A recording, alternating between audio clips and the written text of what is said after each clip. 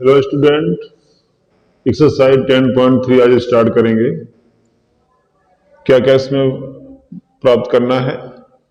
Coordinate of the foci, the vertices, the length of major axis, the minor axis, the eccentricity and the length of latus rectum of the ellipse.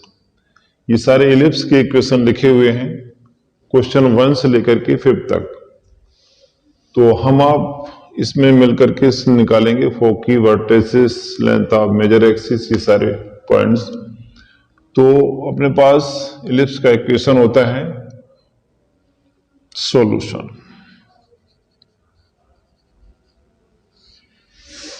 X square upon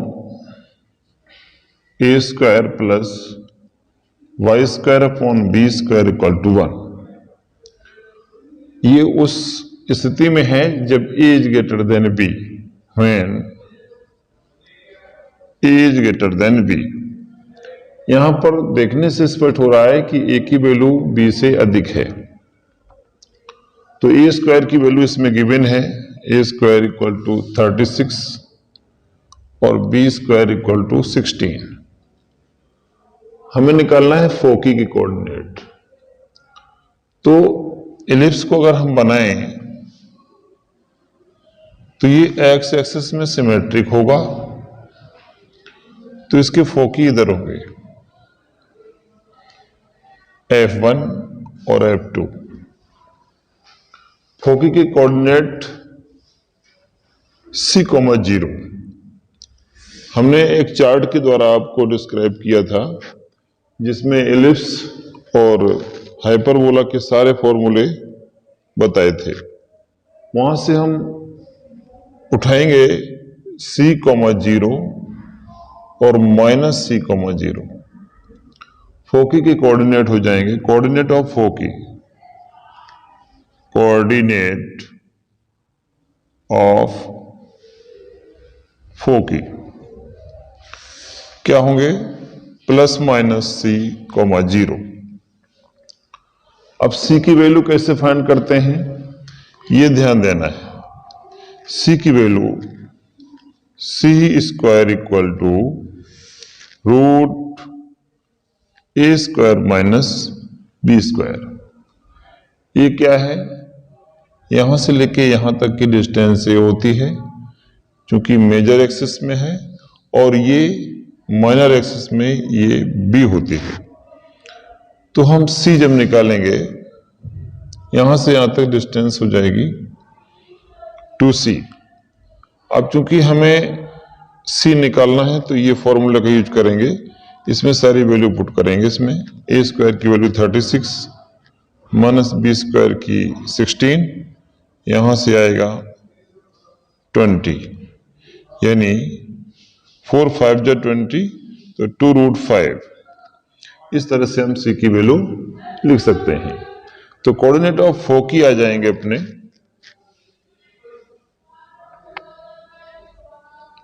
±2√5,0। ये फोकी के coordinate find हो गए। इसके बाद vertices,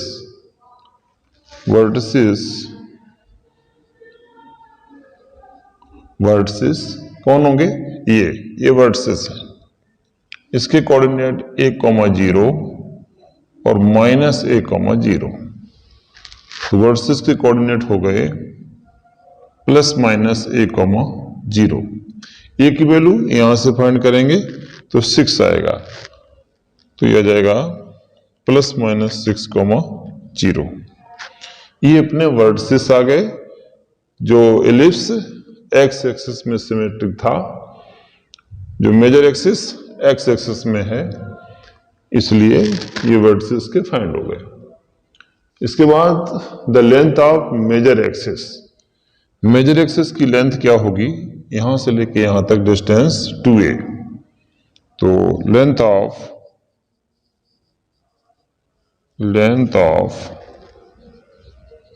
major axis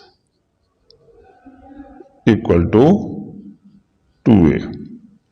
distance कभी minus में नहीं लिखी जाती, इसलिए ये a और ये -a को नहीं कहेंगे, ये 2a पूरी काउंट करेंगे तो ये आ गई 2 इंटू ए की वैल्यू 6, कहने का मतलब 12। लेंथ ऑफ मेजर एक्सिस की लेंथ कितनी आई? 12 आ गई। इसके बाद द माइनर एक्सिस क्या होगी? 2b। Length of minor axis 2b, 2 into B की वैल्यू 4 यानी 8, ये लेंथ ऑफ माइनर एक्सिस आ गया। द एसेंट्रिसिटी कैसे फाइंड करते हैं? Eccentricity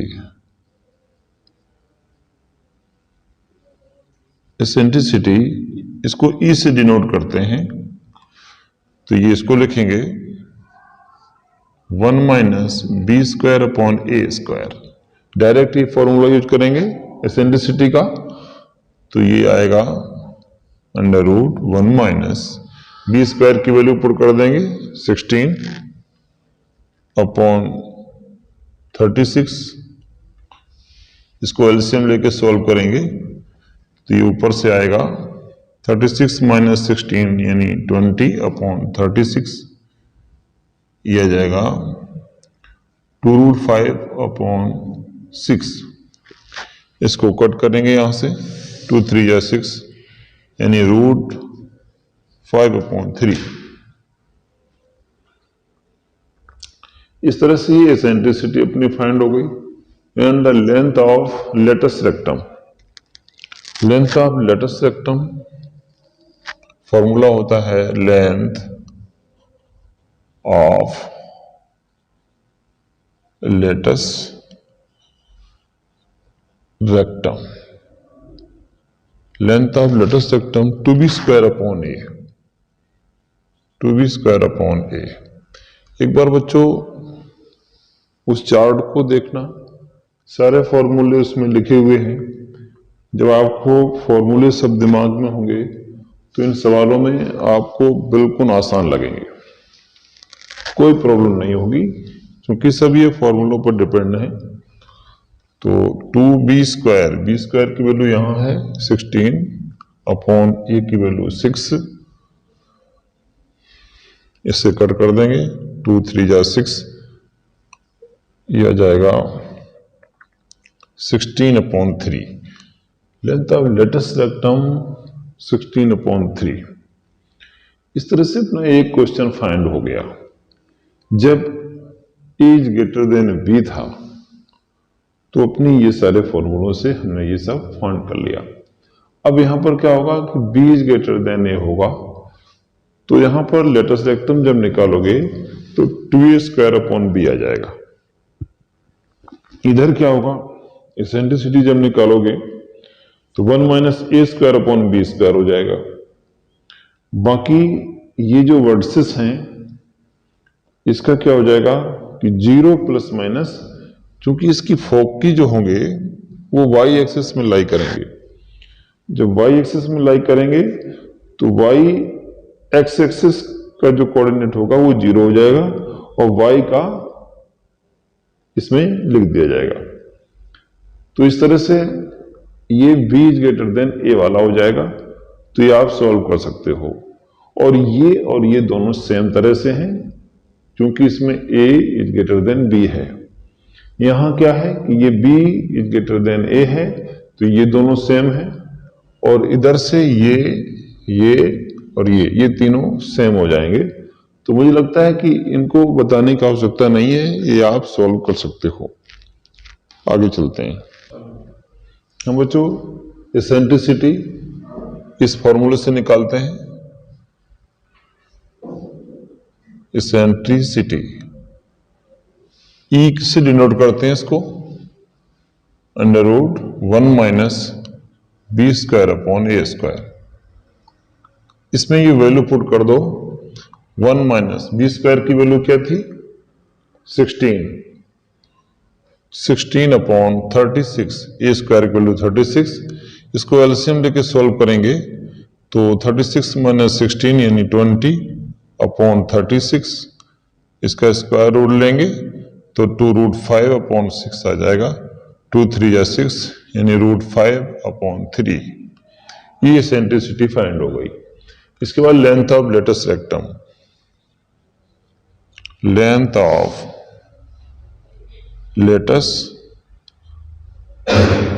rectum 2b² upon a। तो 2 इंटू बी स्क्वायर की वैल्यू दे रखी है 16 अपॉन a की वैल्यू 6, 2 से कट करेंगे 2 3 या 6 यानी 16 अपॉन 3। ये length of latus rectum find हो गया।